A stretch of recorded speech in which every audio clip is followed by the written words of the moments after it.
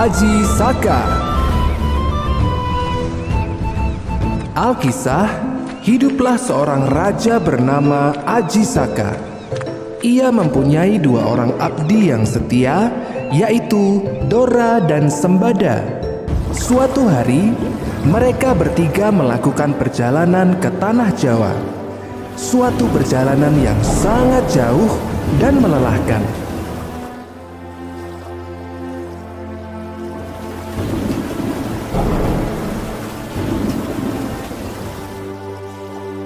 Di tengah perjalanan, kapal mereka singgah di sebuah pulau bernama Pulau Majeti.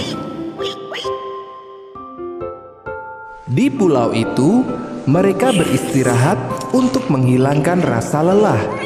Mereka harus beristirahat dan mengumpulkan tenaga sebelum berlayar kembali. Silahkan Tuan, semua ini untuk Tuan. Terima kasih. Kalian juga harus makan. Baik, Tuan. Sebelum melanjutkan perjalanan, Aji Saka berpesan pada Sembada. Sembada, aku ingin kau tinggal di pulau ini. Baiklah Tuan, hamba akan tinggal di pulau ini. Namun, untuk apa saya tinggal di sini?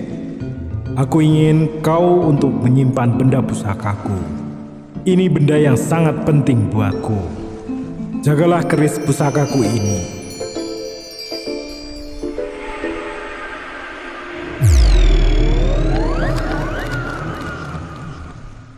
Jangan pernah memberikan keris ini pada orang lain, kecuali aku sendiri yang akan mengambilnya di sini. Baik Tuan, akan kuturuti semua amanahmu. Saya berjanji.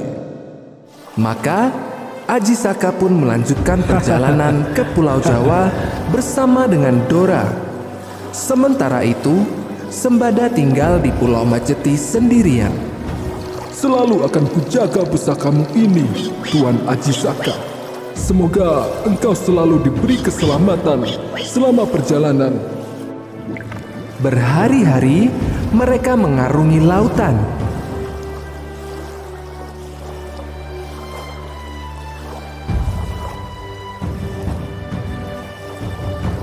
Akhirnya, mereka pun tiba di Medang Kamulan, sebuah daerah di tanah Jawa.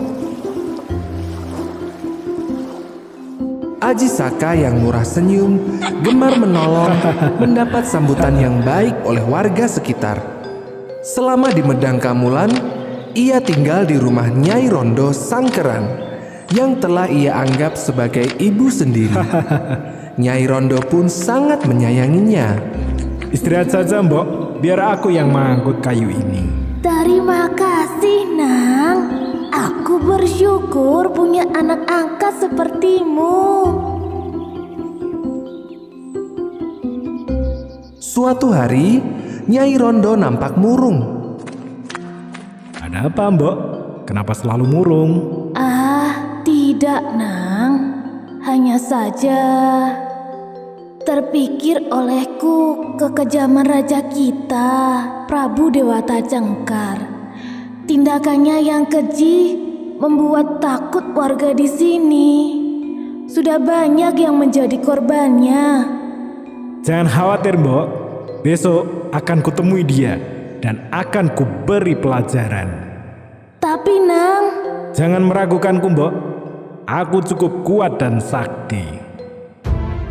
Esoknya, Aji Saka pergi ke kerajaan Prabu Dewata Cengkar. Apa maumu? Ada apa kau datang ke sini? Ku minta Prabu tidak lagi mengganggu warga di desa. Sebagai gantinya, akan kuserahkan diriku padamu. Baru kali ini kulihat ada manusia yang mau menyerahkan diri padaku. Jangan senang dulu. Aku punya satu syarat, yaitu aku minta tanah sepanjang kain yang kubawa, serta yang mengukurnya harus Anda sendiri. Itu saja? Baiklah, ku terima. Prabu Dewata Cengkar lalu memulai membentangkan kain yang dibawa oleh Aji Saka. kain ini panjang sekali, seolah tak punya batas.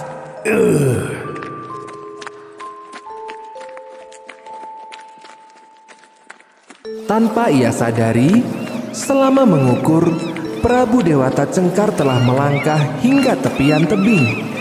Tepat ketika Prabu telah sampai di tepi tebing, Aji Saka menghentakkan kainnya. Hentakan kain Aji Saka begitu kuat, hingga Prabu Dewata Cengkar pun terpelanting. Bagaimana ini bisa terjadi? Dari tebing dan jatuh ke laut di bawahnya. Hilangnya Prabu Dewata Cengkar membuat rakyat gembira. Mereka semua sepakat untuk menjadikan Aji Saka sebagai raja mereka, raja di Medang Kamulan. Suatu hari, Aji Saka teringat akan Sembada. Ia pun menyuruh Dora untuk menjemput ajudan setianya itu. Dora, jemputlah Sembada. Ajaklah dia kemari dan sampaikan pesanku untuk membawa serta pusakaku. Baik Tuan, dia pasti sangat gembira. Saya berangkat dulu Tuan. Ya, pastikan kau pulang bersama Sembada. Dora pun segera berlayar ke Pulau Majeti untuk menjemput Sembada.